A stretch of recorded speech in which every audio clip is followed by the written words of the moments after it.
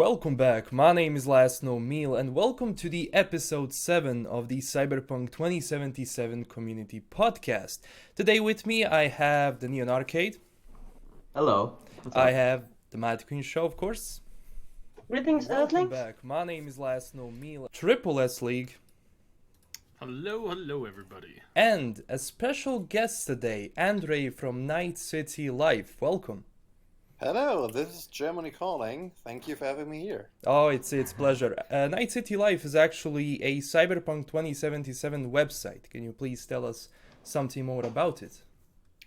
Yeah, sure. So, I started with the website about a year ago. So just after the real revelation of Cyberpunk at E3, and I searched the web for any international website I could join to work about Cyberpunk, and I haven't found any. So I said, okay, let's do it and let's try to bring something up. And here am I now. So No, it's amazing because we just talked about it, how like we have people from all over the world talking about the game being in one place. yeah, it's really interesting that it's quite funny because I started my first fan site ever was about vampire bloodlines, so that's quite time ago, and it's nice to see how many different sorts of coverage in terms of fan communities have popped up over the years, and especially with a big focus on, for example, YouTube, which is bigger than ever about games, I would say. Yeah. Yeah. So when it comes to Cyberpunk in general this week, we don't have that many news. We're gonna talk about the tweet, the good old marketing tweet first. What do you guys think about that? Well, I wanted to make up a couple of comments about Andre's website Oh, really? because it's very interesting. It's very. I knew the website. I didn't know you. Pleased to meet you. Hi, yeah. I'm a follower of all of you already, so, and especially for me, as a German, I have lots of respect for the Mad Queen because before this project, I worked for Nova Crystallis, which is an international website about covering games from Square Enix. And for me, it was very hard to work in English when it's not your mother tongue. I mainly did like interviews with the developers, but I have lots of respect towards especially Mad Queen because it's quite hard to keep up talking English and providing content constantly over such a long time. So yeah, and I'm a little more shyer, so I stick to German and just selected content in English then. Yeah. Yes, well, it's especially hard because English is not my second language; it's the third. Oh, okay. Oh. So what's the Yeah. second then? Catalan. Oh, okay, yeah, sure. Okay. Wait, what is it? It's the Catalan? Yes. regional language in Spain, right? Yeah. Yes, Oh. Catalonia. I speak Spanish, the language of Spain, and Catalan, which is the language of Catalonia. And when I was a kid, I spoke German too, but I didn't use it. I don't speak it anymore. Oh, So I only okay. speak Spanish, Catalan, and English. And I'm going to put the link is in the screen of this stream, but this also I'm going to put the link of your web because it's very interesting. And yes, I've visited many times, and I especially loved this article you made about the building of the Atlantis in E3, the booth that CD Projekt built for E3 and Gamescom, which was very cool. And I found your article looking for information about it. So I have my theories about the reasons why it was the Atlantis there. Mm-hmm. And it was very interesting. It was. Did you contact directly the company that built it? Yes, Or- yes. Because we had quite a drought in terms of information about the game. So I was constantly wondering about, okay, what other topics around Cyberpunk could I pick up to talk about? And we all love the design of the booth, so I just wondered, okay, why not talking about how they actually made that and having like behind the scenes look as far as it could go, because I know like any studio has something you are not allowed to share with everyone. But yeah, I'm quite happy with the result in the end. Yeah, and I hope to continue bringing up articles and coverage about topics which are like mainly maybe not super Cyberpunk 2077 in the first place, but like for example the interview with more cosplay as well, which is like more in the fan corner, because cosplay is very interesting for many fans as well, and to address that too. Yeah, and I hope to continue with that as well. Yeah. Well, You, there's you there's guys, a detail very interesting in this article, because I am not sure if it's due to the translation, because I didn't read the original in German, but a Google translation, Oh, okay. I and actually it have seems the English one as well. So oh, because I am not sure if the builders of the stand accidentally slipped that the bar that we could see in the trailer was mhm. actually the Atlantis. um, yeah, I don't know actually. Because you mean like the bar in the trailer? I saw that's the deck below and not the Atlantis. Because it says that this was given to them as inspiration to build the Atlantis. So we're expecting to see the Atlantis in the game in some place, because otherwise they would have built the Yeah, Atlantis at E3. I mean, that's kind of yeah. logical. And they say that this one was the inspiration, and I was like, oh wait, are you telling me this is the Atlantis? Yeah, I was wondering as well, and I guess somebody told me that what was shown in the trailer was actually the deck below, because if you look at the background, it sounds somehow logical, because they say the deck below was an aquarium turned into a bar or a club, and because of the water bubbles behind, of course, it fits to the Atlantis theme as Hmm. well. But I don't know actually who it was. If it was Patrick Mills or somebody, which is just assumption right now. But I guess somebody told me no. Atlantis is not what we've seen in the trailer, and I asked somebody if we will see Atlantis as a bar in the game, but all I got as a response was I can't talk about this at the moment. Yeah. Oh, sorry about the sound. Do I sound better? Because Yeah, sometimes I much connect. better. You I sound am so way sorry. better. you sound good now. Yes, because I connected my webcam the other day for a meeting, and I always Ah, forget to change the settings to go back to the microphone. I am so sorry for that. By the way, I found the passage in my interview with Patrick Mills, because I asked him about the booth, the Atlantis, and um,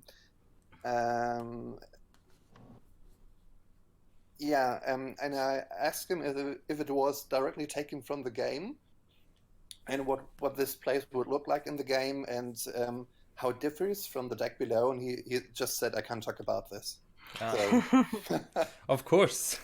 yeah, You of know that course. you're over the target when the devs and the people start saying, "Oh, I can't talk about this," because there's Yeah. one thing, when you're involved in a project and you're excited about the project and you want to talk about the project, you'll talk about a lot of stuff that's outside the scope of the project. Like you'll talk about things that are like for sure not on the table for right now, just due to technical limitations and Yeah. and story limitations and what have you. Like you can get a ton of the CDPR devs to talk an awful lot about the 2020 universe. How much they love the 2020 universe and stuff like that. But then there's certain key things that when you bring them up, like a certain lingerie model or a certain musical singer, where immediately they're like, "Oh, I can't talk about this," because they know that if they'll start to talk about even Yeah. what's known, they'll accidentally probably drop, especially it's for something. info Yeah. hounds like us, they'll probably drop something that they're not supposed to mention that is going to key somebody into something that they're doing. So Yeah. It's really hilarious. It's really really hilarious to see the And reactions. that was even before the gameplay demo was released, right? So we Mhm. knew even less about things. So they're It probably was even just it more was tight-lipped. well, yes, but it was released only for press at the 3. Yeah. And I could Exactly. imagine that they got like a really hard briefing about like topics not to talk about at all, and words not to use and stuff like that. Yeah. Yeah, I could actually see how like relaxed they were. Like obviously they could talk about something when at least when the trailer first dropped at E3, they were like, okay, so this is the game. Hmm. Yeah, well, it was interesting. It was interesting for them because they said like at first they were really scared about like the feedback, like what's the first reaction gonna be? Yeah. Yeah, well, it turned out to be great though. Andre, I just wanted to make a mention of this. You also have a YouTube channel, do you not?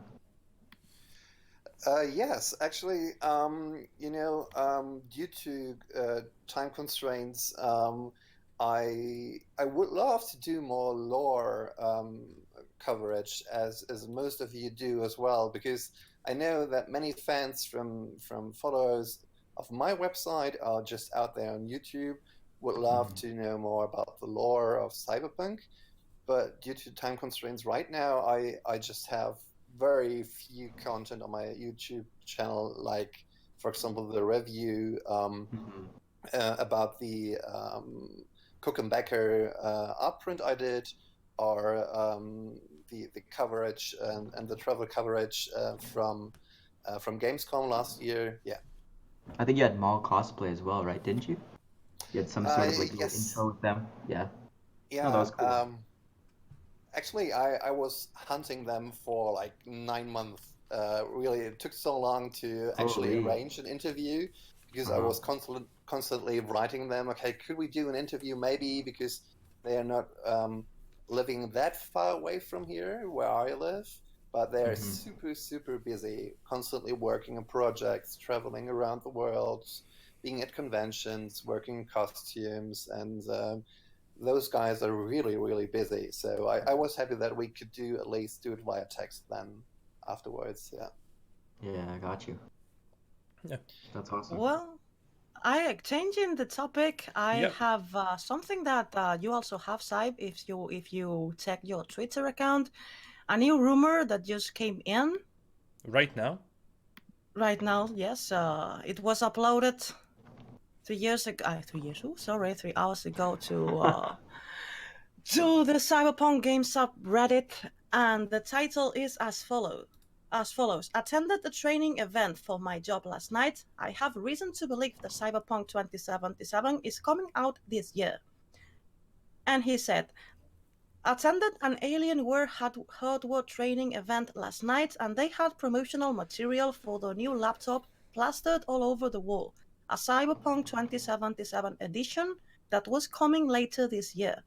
But they couldn't tell us when or what exactly the partnership would entail, as they had no receiving permission from CD Projekt Red to announce it yet. Our trainer implied that they would announce the hardware partnership when CD Projekt Red announces a release date, which isn't too far away. I know this is speculation, but I think they're reasonable assumptions. The Yes. Darksiders Edition laptop launched with Darksiders, so there is a precedent.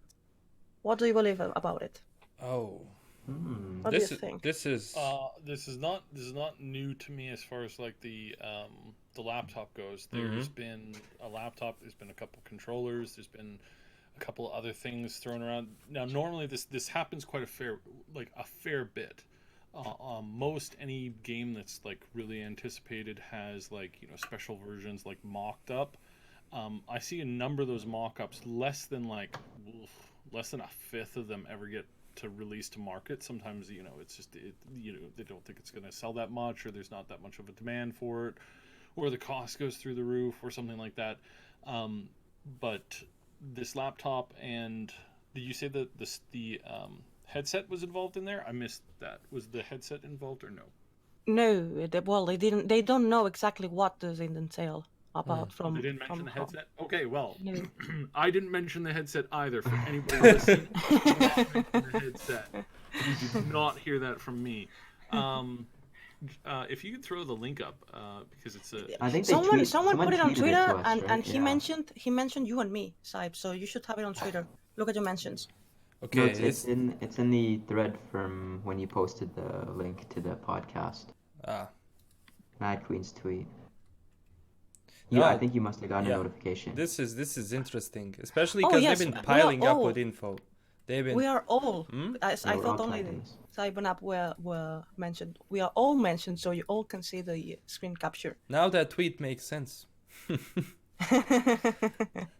It is funny because today I was talking with a friend about the announcement of the Scarlet that is hinted that is going to be this E3, and also it seems that what I heard that it may be rumors that Microsoft wants to take advantage from the fact that Sony will not be attending E3 this year.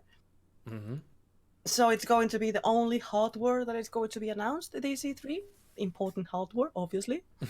Then you have these other PC things. And we were talking about the possibility of having a special edition of the Scarlet that is designed for Cyberpunk 2077. This was only speculation between him and me. I didn't hear anything about it at all. But it would be super cool if that was a thing. Does the partnership with Alienware kind of discredit that then? Because how many things can they do when it comes to hardware? A lot. Any You number think? of them. Oh yeah. I guess that's not quite a contradiction. And on the other hand, I believe that, of course, time-wise, you want to match your hardware release of peripherals with a game launch.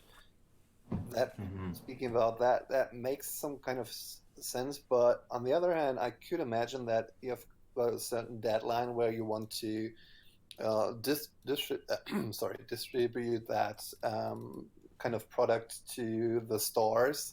So I could imagine that even like they could release all the other products from Alienware just around a few months ahead of the release of the game itself. That could still happen in my point of view. Yeah. So I mean, I've been saying for a while, CDPR is a fan of the shorter announcement dates. There's quite a few number of companies that have, they look at these announcements that come out 8 to 9 months ahead of time, sometimes a year, sometimes 2 years. And what did that do for like Crackdown? Like seriously, like Crackdown 3. What did that do for any number of games? The most successful game this year was a game that had zero days of announcements. It had a leak 2 days, 3 days, I think, before it dropped, and then it dropped, and that was the most successful game this year so far. Are you talking about Apex? Yeah, I'm talking about Apex. Yeah. So it's just something that more and more people in the upper levels of development and game creation realize that gamers have a pretty short attention span, and it's hard to kind of capitalize on it. There's always a group of people that will monitor slow growing hype, but the best thing to do is to know that you have a product and then to release the info on it, or to do very, very specialized information releases, but maintaining that the release date, not giving away too much and not over promising, because the minute you over promise, you're going to disappoint people. The minute you overpromise, it's just a massive disappointment to everybody. And again and again this happens, and you got to wonder how stupid are these people sometimes, to put it lightly. To me, it would look pretty uncommon for CD Projekt to release the game within the year, because last year they just showed it to the world for the first time, and they were so super afraid of the image people could get of the game at first sight, and how the press would react. And then, of course, they were happy about the result. But on the other hand, there are not so many, for example, events when we just assume that the game is coming out this year.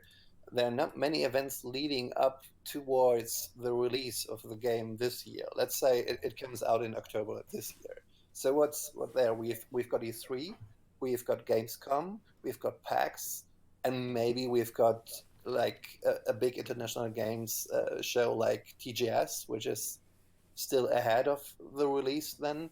So I would be surprised if CD Projekt would release the game within the year, because they want to have feedback from the press, look how the community reacts, and then maybe even change the game according to that. And from my point of view, they used E3 and Gamescom last year to give a first glimpse, a first impression of how the world ticks, but all about the mechanics. How is shooting going to work? How are the RPG elements going to work? How are quests actually looking like?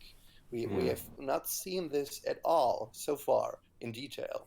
And if we assume that the game is coming out this year, they have only a few shows to showcase each of the major features of the game.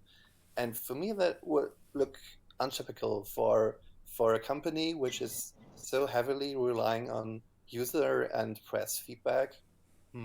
Would surprise me, actually. It does. I think they're gonna need to get the game in people's hands, like a demo or some sort of demo, just to see how it plays. And I think a lot of their decisions are gonna revolve around how people take to that. Yeah. I honestly would love. Please continue. Yeah, I could imagine seeing, let's say, a playable version of the game at E3, of course, even like giving the controller to the press to have first real hands-on on how the game actually works and how it plays. But still, I could imagine that some pieces are still rough, and as I said, it would surprise me if they would come out with the game this year, because they said that this game is their most important one. The E3 is the most important one to them, so I could imagine that they take the time to make it the best game they could, and with a shorter time span, it's not that easy to adjust to any impulse you get from the community or the press. Yeah, it makes sense. Like, honestly, every single one of us here would like the game as soon as we can, like in 2019, but it makes sense what you said, especially if they want to use the feedback from the people and from the press to change it. Although, if I was thinking about 2020, I would probably say like the first 4 months of 2020, if it's not 2019. Yeah, because it's still Allow the me to second game. interrupt you a second, but is it me or the thread we just discussed on Cyberpunk game subreddit just disappeared? What?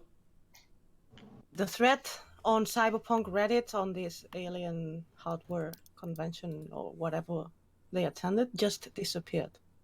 Or is it me and I can't find it? I was looking on it on Twitter.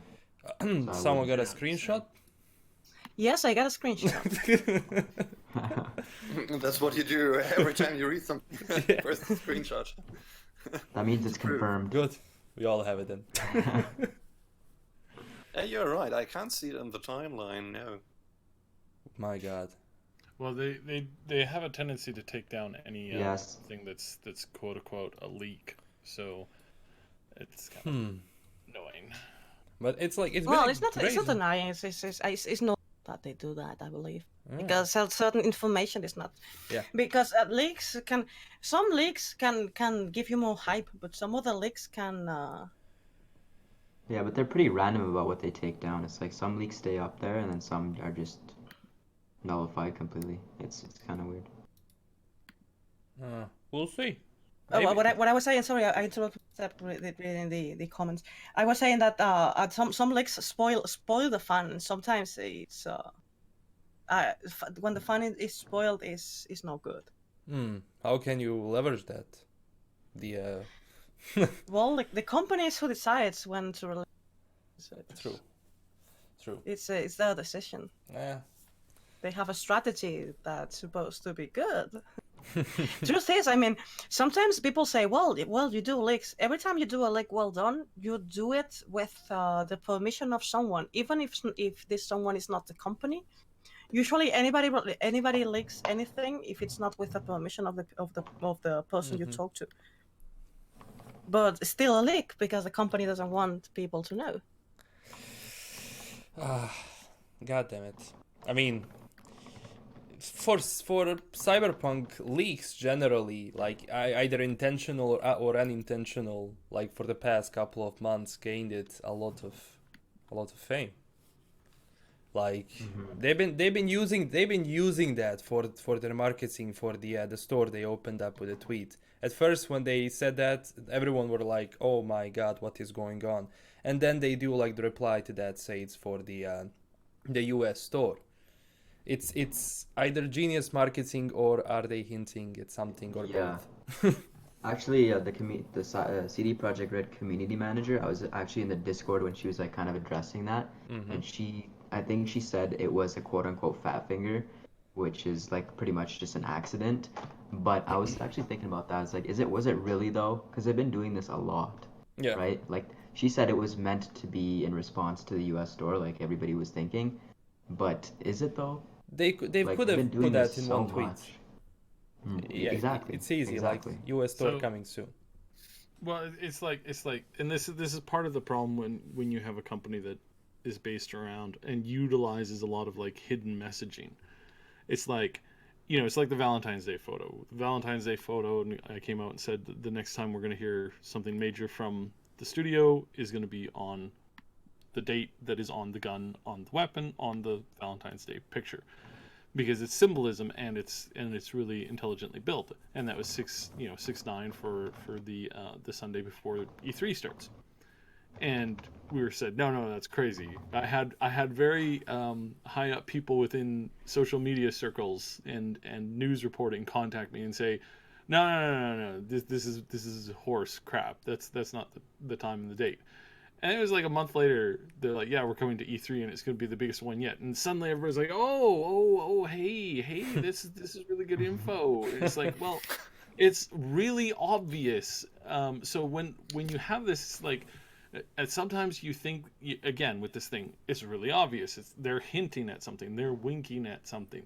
And they, for the most part, they kind of are. But at the same time, it's like, they have to drop something. They have to drop, in order to have a really good, showing at E3 and to really storm the conference, you need to drop a little something right before the conference starts, within like about a week or week and a half before, so that everybody is in that lineup. Everybody who's anybody is going to be there, and they're going to be waiting for Cyberpunk. They don't care about any of the other announcements. They're there for Cyberpunk. And right now, not everybody knows that. Not everybody's thinking that. But as more and more of these like little tweaks and little leaks and little hints and little nods are going to come out, more and more people are going to start doing that. That's how you market stuff. I've been in tons of these meetings. That's just how life goes. So yeah, I think you're it seeing is a that on little here. bit of both. It's a little bit of both. It might have been a fat finger, but maybe Probably not. something else there too, intentional or not, right? Yeah. So I think you were saying like on the Augmented Reality podcast, which is your podcast on the TripleSLeague channel, you were mentioning that the weeks prior to E3 we'd be getting some sort of drip of information, and I think you said like May We 24th. should, yeah, if they Yeah. follow regular operating procedures, as in like the best practices. Yeah.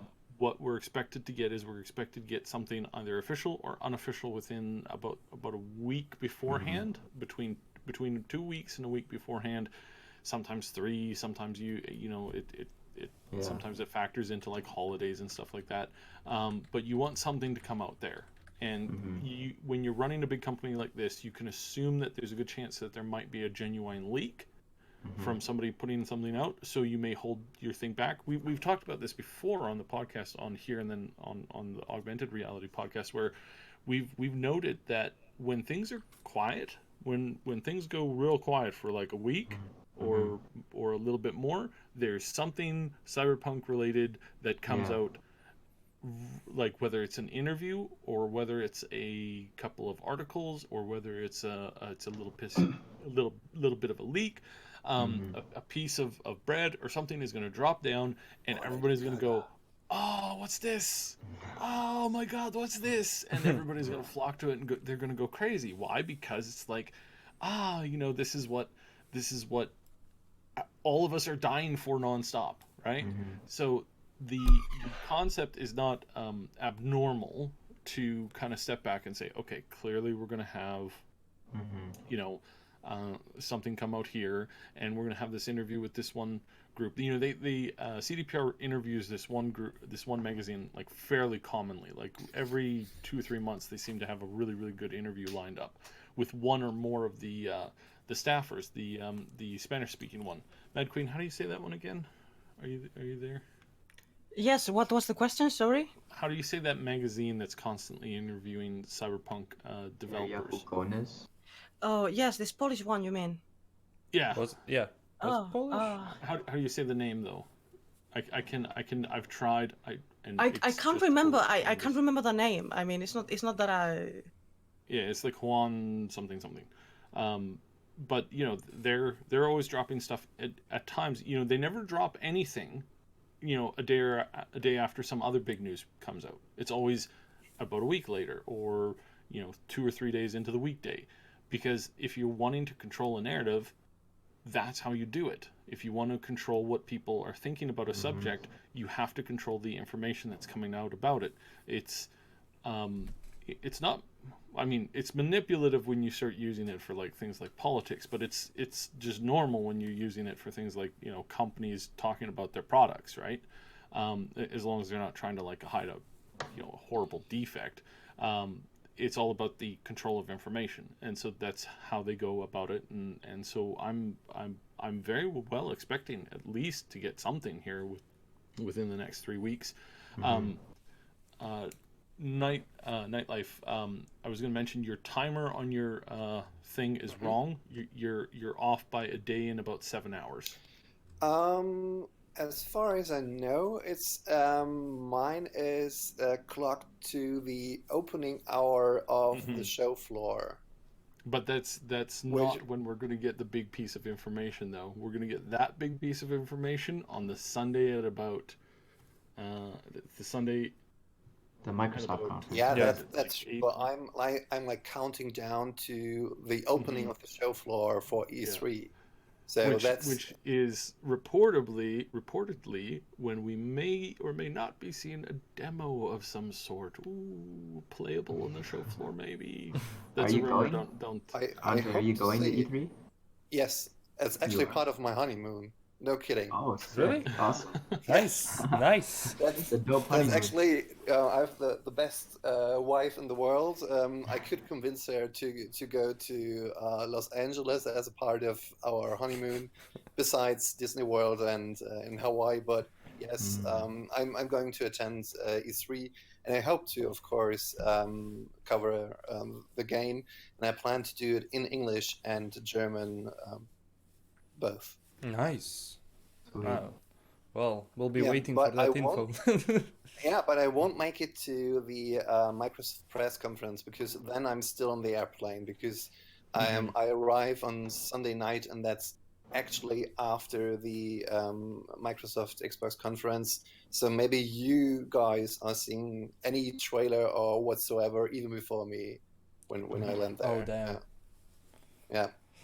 Well, we hope so too.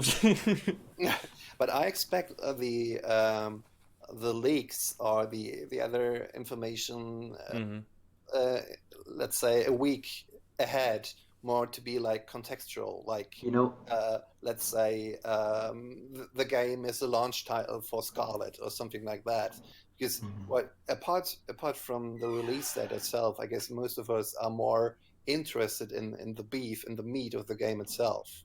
And to see more details of the game world and how the mechanics work. And I guess that's still reserved for the show itself. So I guess there is not a very high potential of spoilering our fun ahead of E3 itself. Does anyone remember in the gameplay demo, the samurai poster in V's apartment? It says May 31st. I don't know why my mind just always goes to that now that we're talking about this like slow drip of information, because that would Yes, fall perfectly in what line was with like a the week Witcher released? before. Yeah, I think Blood and Wine was released on the 31st, right? And Let me then see. Witcher 3 was released 15th of May. But May 31st, it just strikes me as something that's important. I don't Yeah, think May I'd put a date 31st. on a Blood and samurai Wine. poster. Yeah. Yeah. So when it comes to release dates, it's like you have your optimal release dates, then you have your secondary optimal release dates. If you want to release a major game on the 2nd of January, there's nothing preventing you from doing it. You're not going to get very many sales. You're going to fly under the radar as far as what most people are. Most people are still recovering from a hangover at that period. So there's all kinds of good dates, bad dates, and I've said this time and time again. CDPR is not going to release the game on a bad date. They have 3 dates in a year, roughly, a little bit of a flexibility of a week or two either way, right? They've got about 3 of these dates a year that they can release a game to and get optimal. Not from their fans. Their fans are always going to buy the game regardless, right? If the game was sold only in that little that little village in Antarctica where the science teams go and live on the ice floe, if the game was only available there, you would see a surprisingly large number of people getting to that for the release date to pick up a physical copy of it if that was the only way to do it. However, it's the regular Joes, the average guys and gals who are not lining up around the block to get it, but they're going to pick it up if they see it, right? Yeah. And these are the people who are going to see it coming, they're going to hear about it coming, and if it fits in their budget, and if they have the time to grab it, and if they're in the store at the time, they're going to grab it. It's going to be a buy, and you only get those dates really around 3 times of the year. You've got the spring one, you've got the and then you've got the 2 like kind of like the one summer one and then the fall one. And your fall one, right before the holidays, that's your biggest one. If you want to move more sales than ever, you go for that one. If you want to be considered and picked for more awards, then you launch in the early part of the year. And the main reason why a lot of award winners are released in March instead of in the fall is because everybody's busy, right?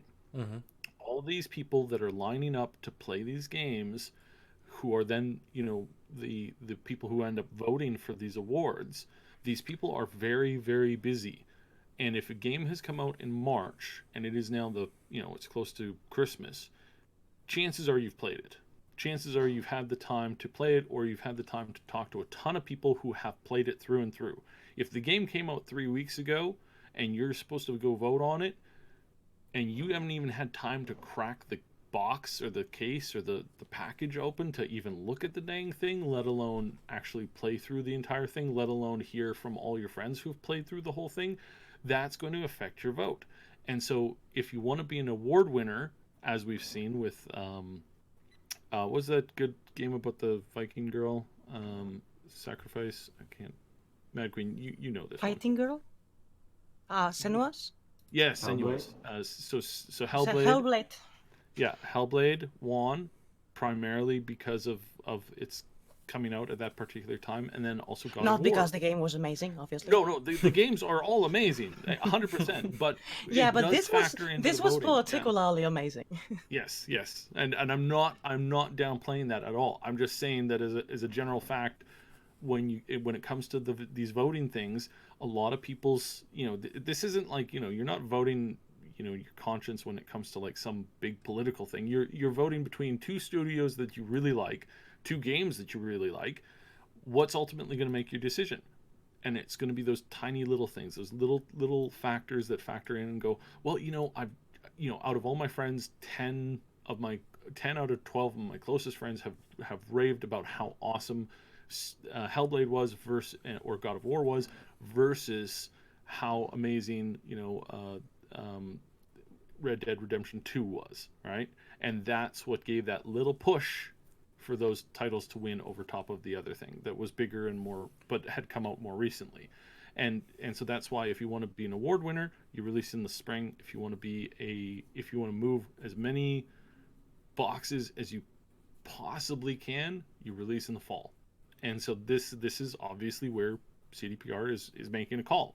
Which one of those are they going to go for?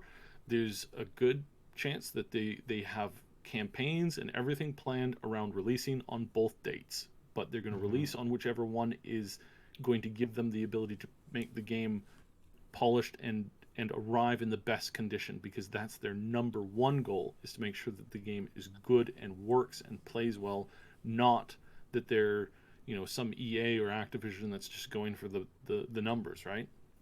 So they're not going for the numbers. Sorry. Yeah, keep going. I'm done. No, but do you believe then that, let's say, Academy Awards are more important as a selling point than the individual reviews and critics from like game magazines and websites?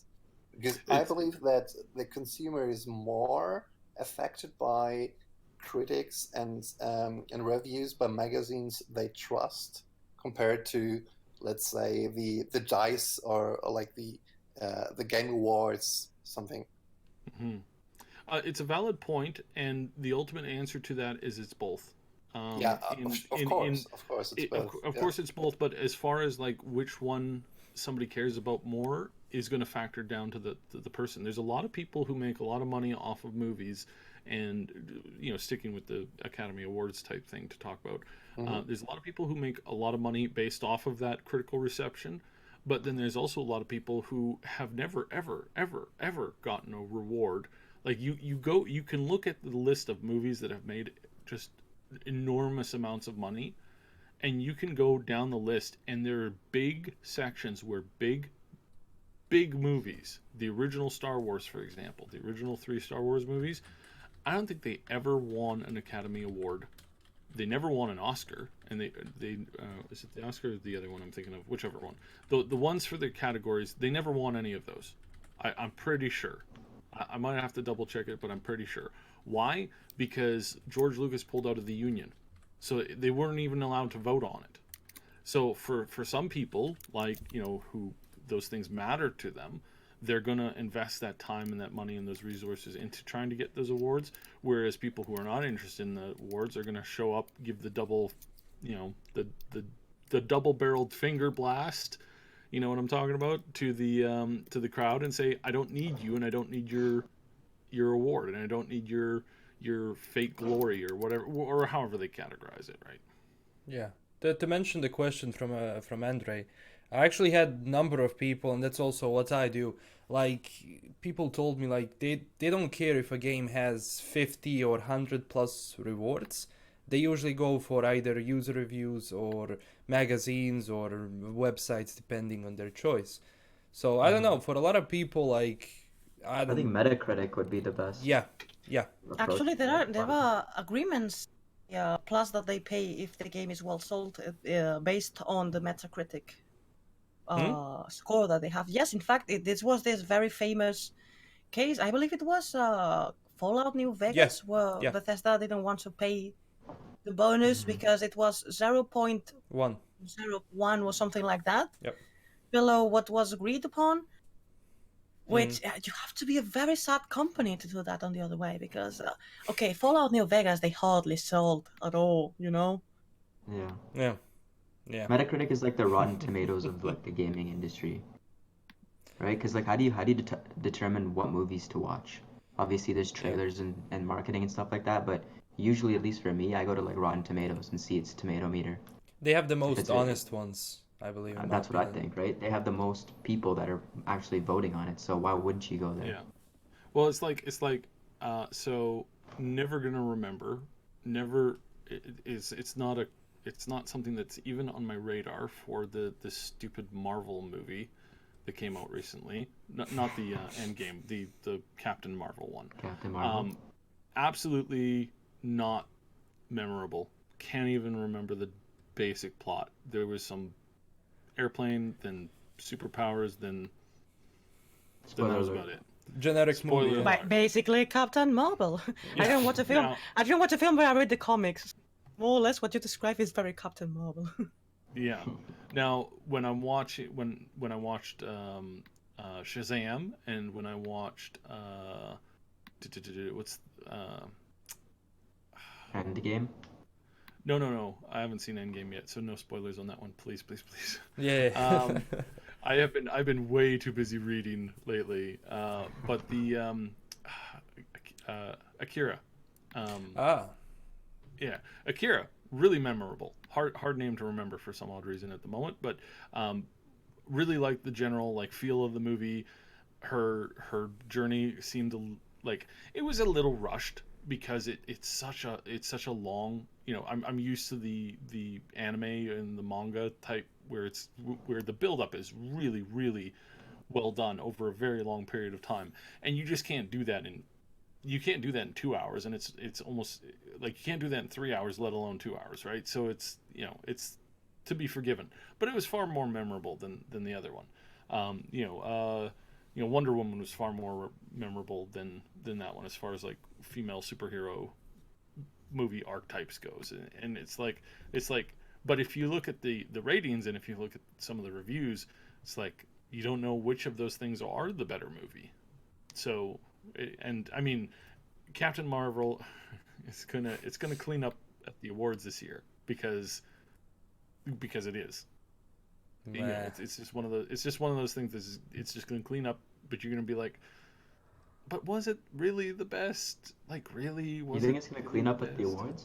I thought I thought we came here to talk about video games. I mean, we're losing topics here. I'm just saying in general. Can you please go back to the topic of video games? Yeah. What would you like to see in the trailer of E3? What would I am. There's by the way, for those listening, we are going to stream the Game Awards. Sorry, the Microsoft conference together, and each one of us is going to do it in our own channel. And I tell you now, the moment that they put information or the trailer on the Microsoft conference, I'm going to mute myself from Discord for your good, because there are three things that I'm expecting. There are three things that I'd like to see in the new trailer. One of them, I'm quite positive is going to be there. The second, I am more or less expecting, and the third, if is in the trailer, I'm going to go crazy. So the first is Johnny Silverhand. I am not sure if it's going to be in the trailer. We were teased that he was going to be in the game because, according to the gameplay, he survived the Fourth Corporate War. Then the second thing is Al Cunningham. If Johnny Silverhand is in the video game, Al Cunningham is in the video game. And we know they have to show more things about the net because this is something that we didn't see a lot so far. But if Al Cunningham is alive in the net, then so maybe Rage Badmus. And if Rage Badmus is in Cyberpunk 2077, God help me, I'm going to need a straitjacket. So what is the rest of you hoping for? You go, Neon. As a multiplayer kind of guy, focused kind of guy, I want to see the abilities. I want to see gunplay. I want to see the updates that they've made to the mechanic side of it. I'd love to see that being focused. Obviously, Night City at night. I think I've mentioned this before. Oh yeah. I want to see rain, and I want to see the neon. The rain slick streets with all the neon lights. So those are the two things that I want. Yeah, I'm kind of with Neon here. The first off, I want to see the updated gameplay because they have been telling that it's changed. It's polished, it's worked on.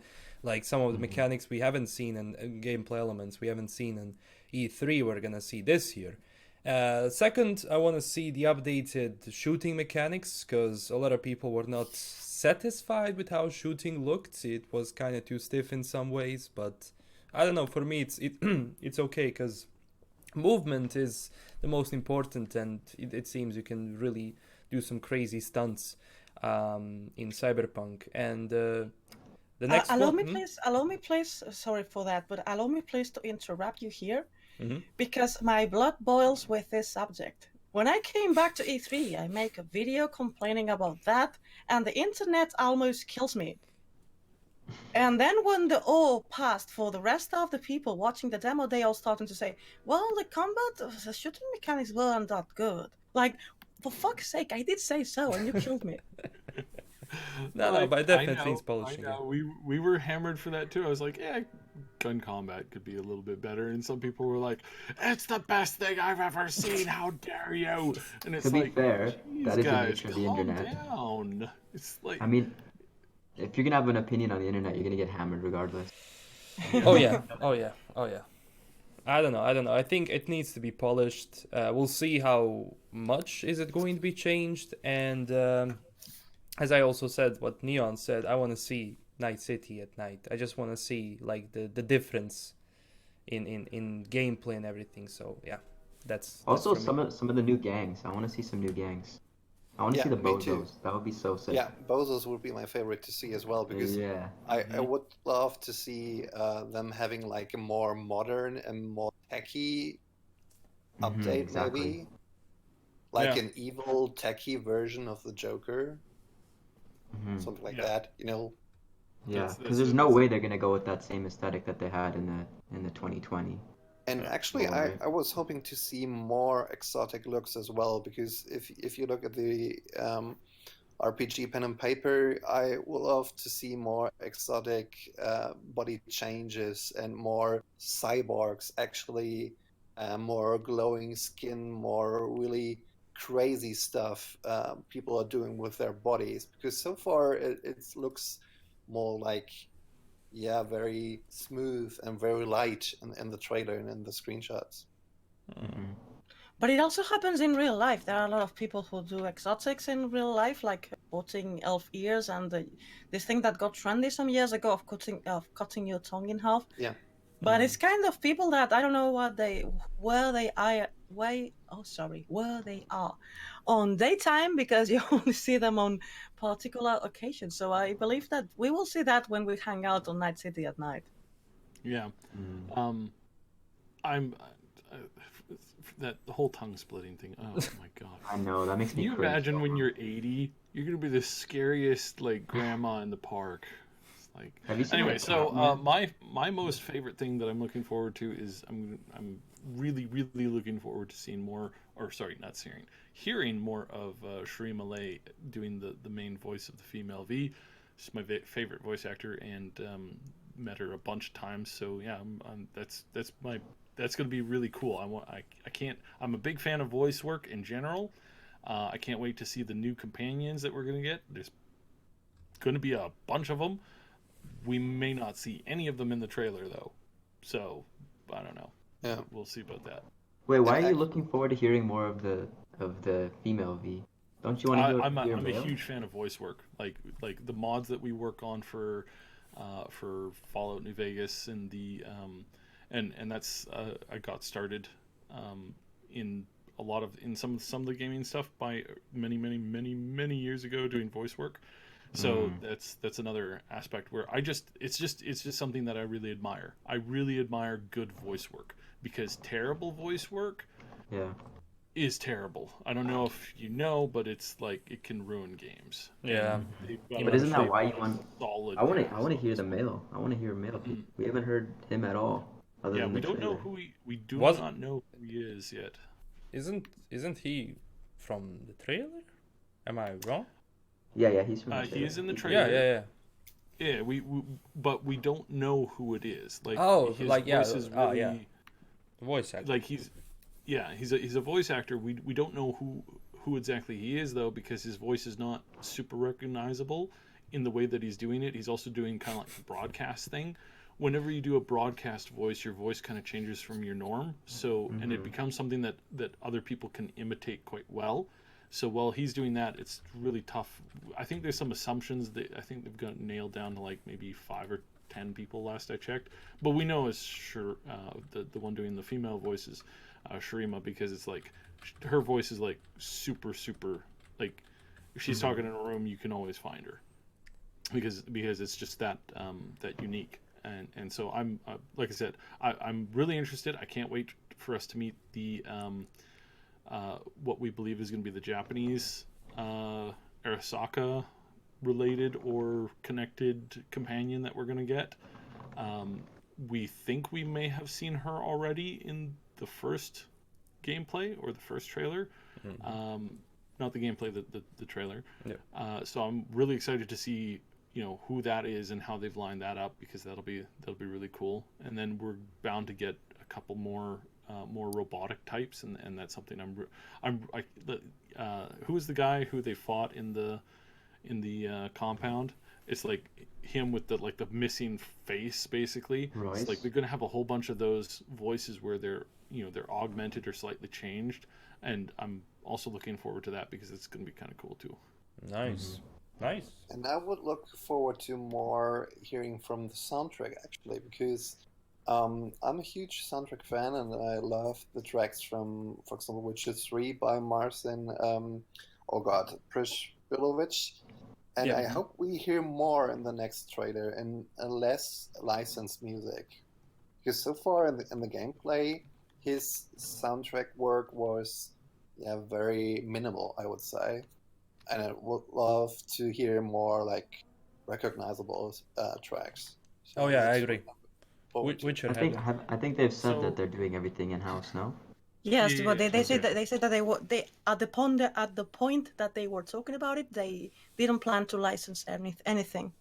Yeah, but maybe for trailers and stuff, that's a different story, right? Because they Yes, obviously they yeah. had Hyper. Yeah. Yeah, yes, but the licensing for a trailer and licensing for the game is very That's- different. Yeah, no, absolutely. Mm-hmm. Yeah, but the Um, song still became kind of iconic, like spoiler from Mm-hmm. even for memes. Yeah. Good old Now memes. there's also the, so I can't recall whose names are on it, but they're the two main people that they have working on the music. They're all building this stuff in house. So if I understand it correctly, even the like the songs that they've recorded with lyrics, because we know that they've been doing a little bit of that. We know that this is all going to be like licensed to them. It's going to be their music, so they're not going to be doing takedowns because you happen to be doing a let's play or something like that, and you have the music come on. It's like that's the worst thing in Fallout, where you're walking around and the radio turns on and you're like, oh crap, I have to start screaming into the mic so I don't get a takedown because of the stupid song that's playing on the radio. It's like It also happened with the trailer of the new Borderlands. Yeah. They were a lot of demonetizations on YouTube because people were making trailer reactions and the music was licensed. Yep. Which, Yeah. by the way, didn't happen with Cyberpunk's trailer. I believe that the project Red took care of that. No. It's clean. Yeah. Yes, Is because there- I made several trailer reactions lately just for fun, and I couldn't upload a lot of them for copyright reasons. Nah. I never had actually a problem with CDPR. I think for the first trailer, like the Bullets song that's in the CGI. Archives. Yeah. That thing Yeah. is copyrighted. Yes, but I believe they said the project did something because I used that song to talk about the teaser in a video long ago, and I didn't have a strike. Oh, nice. Cuz Well, I not long ago, maybe a couple of months ago, I had a false copyright strike from the project. False because there was someone else claiming the trailer of The Witcher 3. it tend happens lots lately. Yeah. Yeah, we And also you can also do like an in-house cover of famous songs, for example, that you can use in the game. So it's mix in between, maybe. Well, the thing is that we don't know yet exactly how many musicians are working on the game. We know that obviously Martin Chubovic is working on it, doing the general soundtrack, and we know that Brain and Melissa are working because they are already credited and were already officially announced. But we know that there are more musicians involved, but it is not known how many and what part of the games are they going to do. Because I don't know And who when- sings Johnny Silverhand's voice. And actually, that's something you can do quite late if you compare it to other games, because as far as I know, soundtracks in the development process can be done like in the last third of development. Well, it all depends on how huge is the soundtrack. I mean, and that does kind of feed into that whole certain musical guests showing up at their offices. That Just they, saying. you mean that musical guest that they said that they had in their basement, locked in their basement? The one that we're all gaga over. Talking Well, about jobs. Talking about jobs. We also have a job listing to talk about CDPR later. So that's cool. We can jump to that if you okay. Yeah, if you're done with this, sure. So yeah, we had a job listing for a new company in Wrocław. I think I pronounced it right again. So they're looking for a lead game designer, if I'm not wrong. Yeah, and a lot of it is mentioned for the implementation of online and multiplayer elements within their game. So what do you think about that? I think that I am very pissed because time ago I asked a developer if they were working on the multiplayer in Wrocław, and he said no. No, we're not. So now you can go yell at him. He lied to me. And he lied to me, and and this was a private conversation. I was going to talk about it. I'm talking about it now because I'm complaining that he lied to me. But I mean, that's good news. We don't know what's gonna be. Is it gonna be for Cyberpunk or is it gonna be a new game? Didn't we talk about that, Mad Queen? How I was like, you can't believe what he says when he says no. Yeah, actually, it's true. It's true. Saib talked about. We were talking about this, and Saib said, "But yes, I heard they are doing multiplayer then," and I was super convinced. Like, he's not going to lie to me now. He said they weren't. So I mean, we still don't know. We still don't know for sure. Yeah. And I want to make it clear. It's like, in these big companies, we talked about this a lot on the Augmented podcast. You have the truth that they could put out there. Then they have the truth that they can allude to, and then they have straight up lies that they have to say to keep things protected. And there are also things that sometimes developers don't know directly. Yes. Yeah. There are things that they don't know. Yeah. So when it comes to what exactly these positions are being hired for, I can guarantee you, with a strong possibility, that it is not for currently Cyberpunk 2077, even though one of them states that it kind of is. It's not. And if you're pulling in a lead position like that, that means somebody's left, which we know that probably hasn't happened right now, just judging on, everybody's social media and everything. Because because in order to do that, somebody would have to be fired, or somebody would have to be taking a big leave of absence, and that's a pretty big thing, right? So either one of those, whether getting fired, whether being removed, whether somebody quitting, or whether somebody walking out, or being injured, any of that's going to show up in social media. And so we know that it's not for Cyberpunk 2077. It's probably for either the next project that they're working on, or their next project that they're working on that they haven't even announced yet. And they're I can't believe how many times I have to point out to people in the industry who know this stuff, and start saying things like, that it, a lot of companies start, like big companies, they start working out like the concepts of a game, of their next game, sometimes 4 or 5 years. It's not in full development, it's just in the general, like, early, like, vertical slice, get it to a vertical slice and then experiment with it kind of stage. And I'm sure CDPR has at least 3 of these things going on right now, because most companies have at least 3 going on all the time if they're a company that has more than 400 employees. And that's just the way that stuff works. You're always looking at what might be the next big thing. You're looking at ways that you can work with new technology, and you can't just always slap it onto your existing product. Sometimes you need a brand new IP to connect it in with something that might be new that you might be working on. And only idiots do not do this. Only idiots go, oh yeah, no, we're working on one particular game, and this one game is going to make us millions and millions of dollars. Well, unless you're Blizzard. Yeah. It's funny because generally when it's discussed about the time of development of a game, the part of the pre-production is not inside the count. For instance, the pre-production of Horizon Zero Dawn took 7 years. and then the production, and then they have to put to do the game. But 7 years for the pre-production, and in the end, it was an awesome game, and you could see in the design of the game that they took their time to do it properly. But yeah, Definitely. 7 years plus production. Yeah, it was back in the what was it? It was like in the 90s when they started working on Mass Effect, like the very like core concepts of it.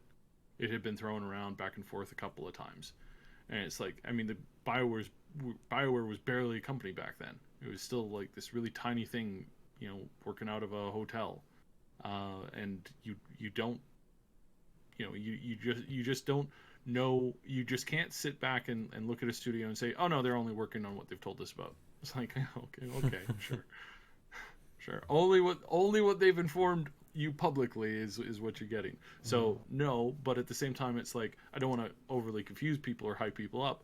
And that's why I point out, it's like the hiring positions are going to be either what you know, what you think you know, or it's a complete lie, and that's fine, because that's how business works.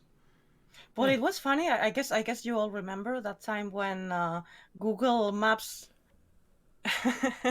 updated the images inside the offices of CD Projekt Red, and it was the offices were full of clues about the game. Oh, that was couple of. How long was it? Yeah. A couple of years ago, yes. Yeah, like the wallpapers and stuff were. I'm still wondering what Kabuki is, because Kabuki is also inside the address of the net that we exceed in the gameplay. And there was lots of references to the Psycho Squad, and there was some papers covering some conveniently placed things, and like that. And, so sometimes I wonder if job positions are also thought this way, you know, to give us clues and to make us speculate about what they are working on, because they know we love doing that and we are going to do it. And it's working because we're talking about it. Yes, that's the funny thing about that. Maybe the more we talk about it, the more ideas we give them to give more clues and to give us more things to talk about. Yeah, it's a win-win relationship. But honestly, like, for CDPR to have one, like, you know, single player title and one multiplayer title they can monetize for more years, it's good. And I also got a question from someone, like, if CDPR goes into multiplayer, if they start releasing more games, their quality is gonna go down and they're gonna use microtransactions, to which I say, you can have a good multiplayer game for as long as you have a hard-working studio that it's not greedy.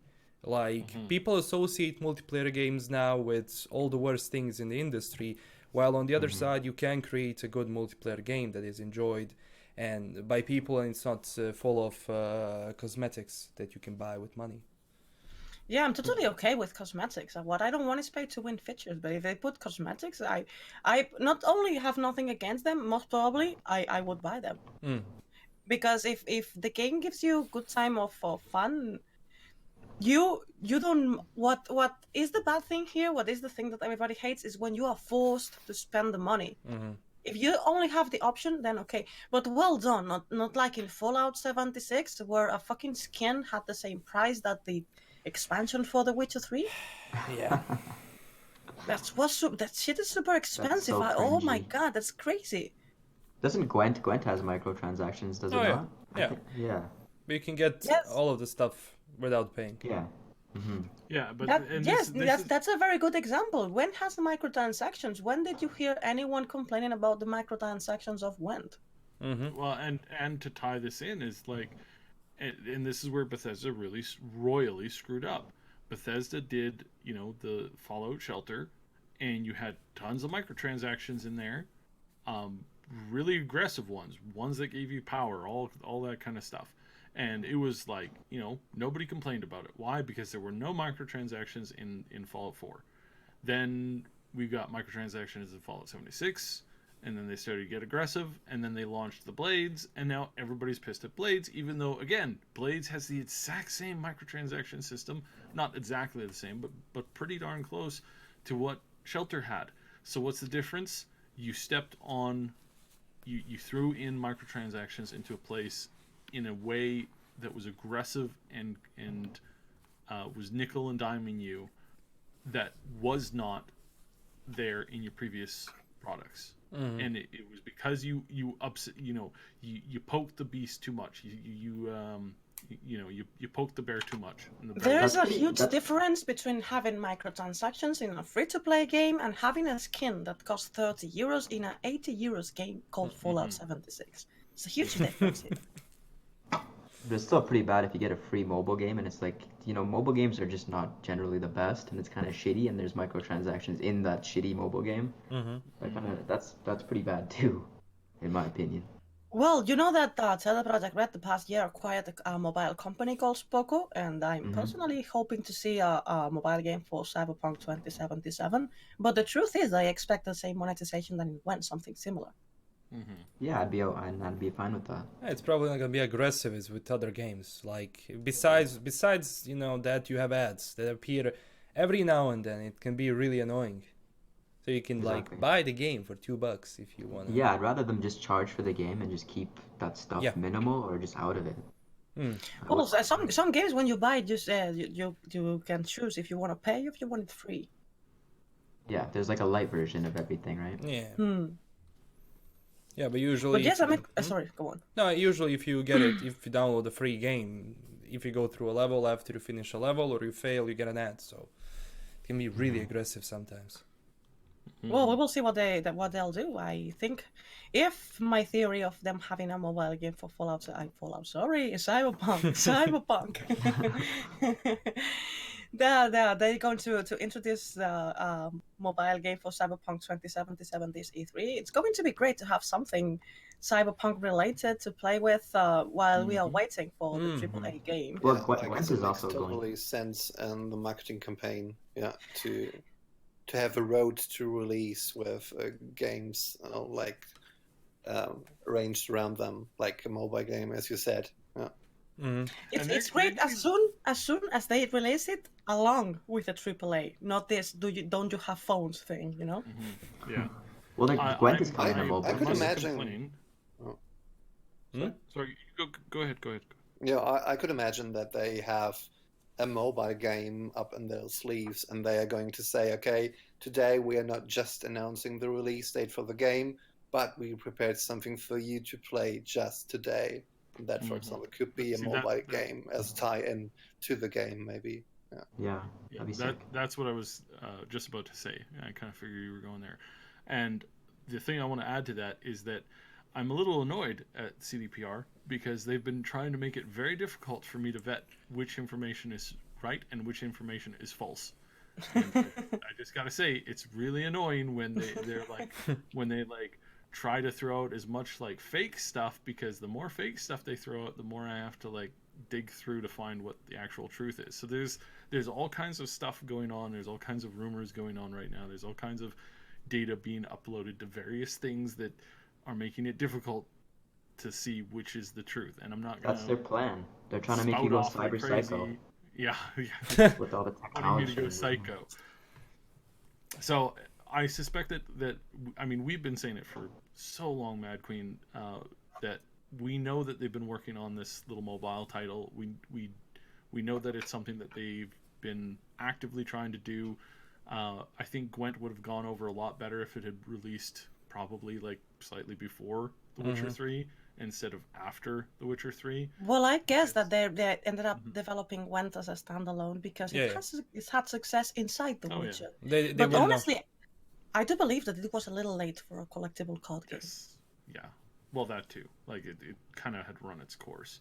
So as far as what we're going to get in this one, we don't know for sure. We know that there was talk and speak quite a while ago. I was able to confirm that they were looking for a way to basically make it so that you could print off your card, your character build from 77, and just transplant that over to your to whatever you're working on, to your pen and paper game that you're doing, or having like a little or having it link in with a mobile app. So still maybe on the table, but we don't know for sure yet. So they've been super quiet on it. Congratulations. Not much. You can't keep much from me, but they've been able to keep this one out. So yeah. Yeah, hopefully we're gonna find out something soon in the next couple of weeks. Prior to E3. We will. Yeah. Approximately 27 days. Well, when is the Gen Con? Because at Gen Con, I know it's after E3. I didn't say anything. It's Sorry. August 1st. August Yes. 5th, So sorry, that's it's red. after. It's Mhm. after. Yes, and that goes with what Sid was saying before, because Mike Pondsmith said a lot of time ago that he wanted that the character that you created with Cyberpunk 2077 could be used to play the pen and paper game. And I'm not sure if he was joking or he was serious when he said that he was going to release Cyberpunk Red, and down the road he would think about doing a 2077 pen and paper game, which looks like it's going to work with the improved rules that he's preparing for Cyberpunk Red. Already a couple of the changes that the Talsorian Games announced that they were going to implement in Red, we could see them on the gameplay. So maybe the improved rules of Red are going to, are the ones that are going to persist in the rest of the timeline. I mean, that would be incredibly smart business-wise, right? If you piggyback on the hype of 2077, like people don't really associate Cyberpunk Red with leading up to Cyberpunk 2077 because 2077 is not in the title, right? So if he were to do that with Cyberpunk 2077, actually having that part of the brand within his pen and paper, that would, I would imagine that would, explode his sales. Yeah, I don't think, because that would be a little bit. You mean Cyberpunk 2077/Red? Or did you... Yes, No, but like, Red is set in the 30s. Yeah. Or it's not the same point at the timeline, so yeah. So like a prequel, so to say. Yeah, it would be confusing. Like, what is this now? What timeline? So yeah. No, but what I mean is the set of rules are going to be the same in 2077 than in Red. Yeah. What is between is the lore. Maybe we can learn about the lore in the game, or we can download pieces of the lore to use them to create our own new pen and paper game. I see what you're saying. Okay. Yeah.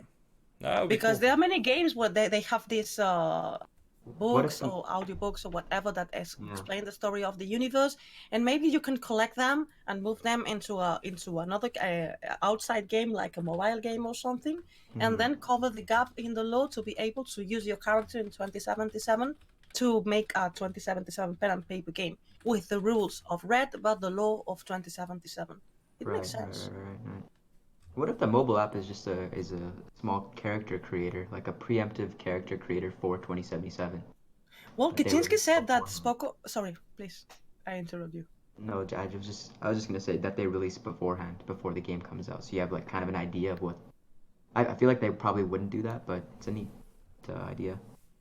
The thing is that Kaczynski said that the Spoko approached them with an idea, and that a company that approached them probably doesn't know anything about the development. That's why I don't believe that the mobile game is linked to the AAA game.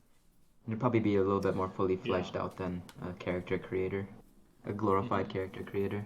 Yeah, what I could also see them doing is like a mixture between game and like an app which has like the latest intel about the game and maybe even leads to some kind of alternative reality game, maybe. So they show and hide IR codes somewhere in pictures, and you can scan it with your app, and it leads to an interesting story or behind the scenes look.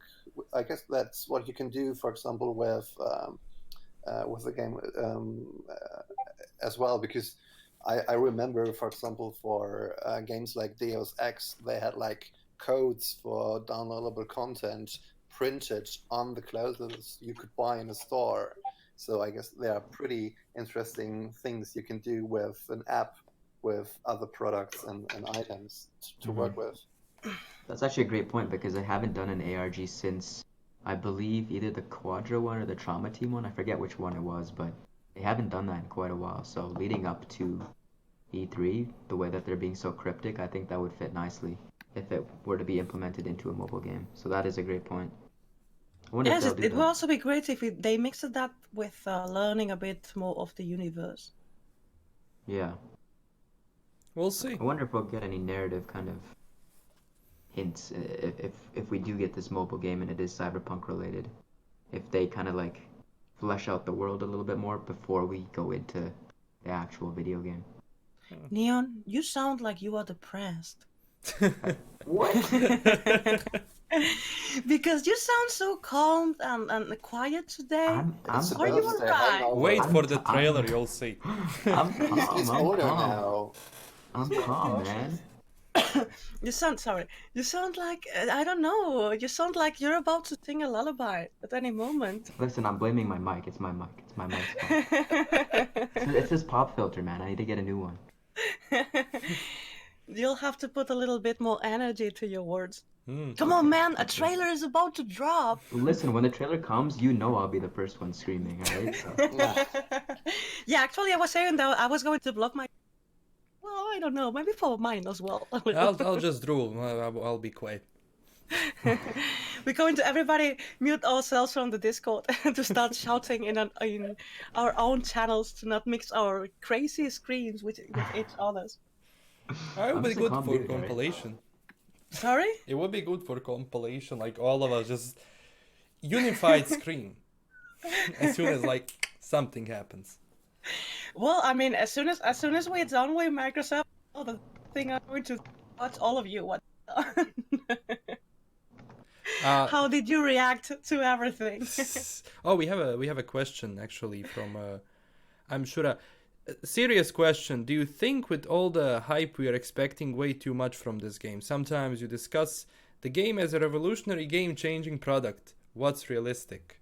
Yes, the question of overhyping the game. Usually I always say to people like, yes, we talk a lot about the gameplay elements, we speculate a lot, we discuss a lot, but generally I'm going to be satisfied with what I get. I don't want everything that I mentioned. It's like you can't create that game. It would take forever to have every single gameplay element people discuss about, and then at the same time would it work?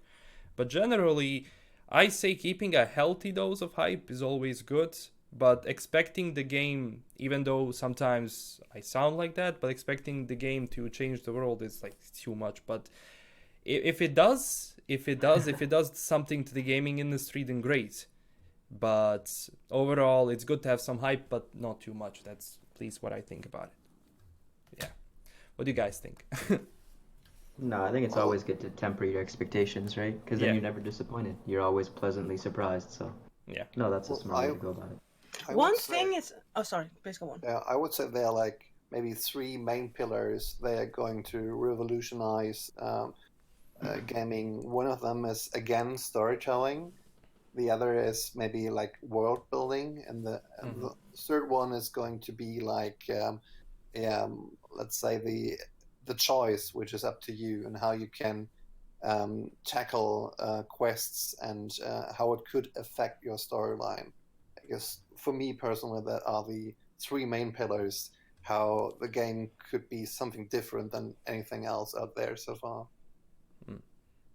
Well, I believe the greatest problem with the hype on Cyberpunk 2077 is not that if people is having high expectations, because even with high expectations, if the game is good, you're not going to mind. I believe that the great problem with the game is a lot of people that has misconceptions about what the game is, mostly because they don't know the Cyberpunk subgenre. And there are people who are expecting something too much, like people are saying on the comments right now, they are expecting something too close to GTA, for instance. And I believe that unless they do a very aggressive marketing campaign when they can explain what Cyberpunk is for people that doesn't know, people can be not disappointed because the game is worse than what they imagined, but because it's very different from what they expected. Because one thing is hyping like, oh my god, I don't know, shooting mechanics are going to be improved and are going to be great. That's one kind of hype. And I believe that CD Projekt Red will do everything that is on at their hands to do it as perfect as possible. But you can't control what people understand the game is going to be. I believe that this is the great problem. People don't know what they want. That's the thing. That's why people. That's true. That's why true. people create video games and movies and all of it. You decide. You play it. You watch it, and then you see if it's for you or not. For instance, I remember some time ago in a conversation in my Discord server that one player, one fan of the game was asking, "Oh, are we going to see forests outside of Night City? Because I would love to see forests." Like, no, I'm sorry. I mean, the environment of this universe is destroyed. Yeah. Yes, but I'd love to see forests and things and different things like that. No, again, I mean, the law of the universe said clearly, what happened in the 90s, that we don't have forests that south. You maybe can find some in Canada. Yeah. And a lot of others were insisting because, like, well, we're expecting that because usually in your average video game you have this type of environment, and then you go outside and you have this other type. But this is not that game. This game has a very particular universe, and I can understand if someone is hyped for finding things of this universe. Like, for instance, what I was saying before, I hope Rage Batmos is in the game. I can be hyped for that and then be disappointed because it's not in the game. But a very different thing is expecting things from the game that have nothing to do with Cyberpunk. And this is the part that I'm most afraid about. Because so far, I count on that once they announce the game at E3 with, I hope, a release date, they're going to start to explain the Cyberpunk universe better, because I see a lot of people having misconceptions about how is this universe? What can we find in this universe? If we go outside Night City, what will we find? What will we find in Night City? And I believe that they have a great work ahead just to explain this incredibly huge universe to all the players, to avoid people having misconceptions about the game. Nice. Yeah, and that brings us back to the trailer, I guess, because I expect them more to show more context show more NPCs, show more how the world ticks, and how the roleplay elements are going to work, so that especially people don't get another impression that it's going to be GTA, to see more that it's actually a role-playing game. Yeah. I agree. So we've been live for almost 1 hour and 30 minutes. It's amazing. We covered a lot of topics, and if everyone agrees, I would like to wrap it up a bit. So if any one of you has anything to say, feel free to do it. Please put Rage Batmos in the fucking game! Did not see this coming.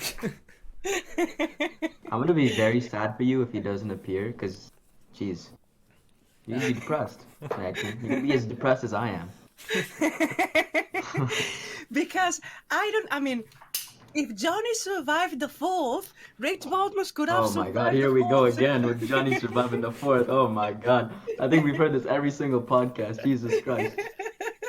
Get me out of here. Now they have to include him. Like, now they have to. They're listening to this podcast. Like, damn it, we have to do it.